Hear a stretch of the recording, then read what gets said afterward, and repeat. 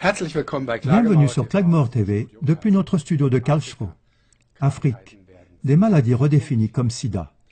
Selon de nombreuses déclarations faites aux médias, plusieurs millions de personnes en Afrique sont infectées par le VIH. On prédit le dépeuplement de pays comme la Tanzanie, par exemple. C'est infiniment exagéré. Si on regarde les statistiques réelles de la population de ces pays, on trouve, même dans des pays ayant le plus fort pourcentage de sida, une petite augmentation de la population à hauteur de 2 ou 3%. La raison pour les chiffres largement erronés donnés par l'OMS, c'est que le test d'anticorps du VIH, qui sert de base pour la détection du sida, est trop imprécis. En 1994 déjà, l'imprécision de ce test a été signalée scientifiquement.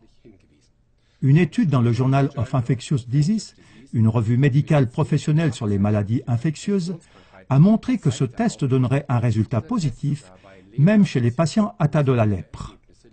Ce qui veut dire qu'on peut isoler dans le sang des lépreux exactement les mêmes anticorps qui, aujourd'hui, selon la recherche des épidémies, sont pris comme un signe clair d'une infection de VIH.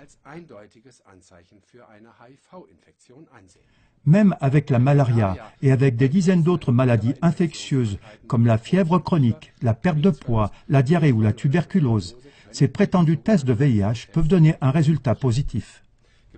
Selon le Dr Kuhnlein, l'épidémie africaine de VIH, proclamée dans les médias, est en réalité un ensemble de maladies bien connues, dont un grand nombre sont associées à la malnutrition et au manque d'hygiène, et a donc plutôt à voir avec les conditions économiques de la population.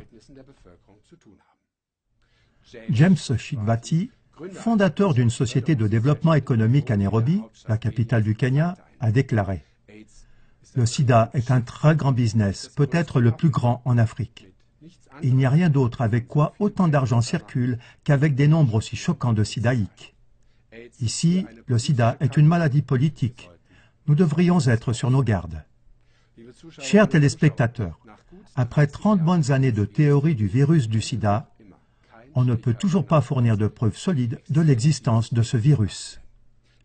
Il y a donc de forts soupçons pour qu'il s'agisse ici d'une grave erreur. Il semble bien que les éléments déclencheurs des symptômes du sida ne peuvent pas être niés. Mais il n'est pas exclu non plus qu'avec cette théorie du virus du sida, il s'agit même d'un mensonge sophistiqué de l'industrie pharmaceutique.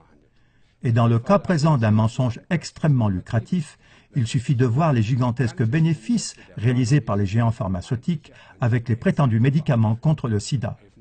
Aidez-nous à faire en sorte que cesse la dissimulation des informations, également dans le domaine du dévoilement du sida, et qu'une nouvelle évaluation des données puisse avoir lieu. Nous vous souhaitons une excellente soirée.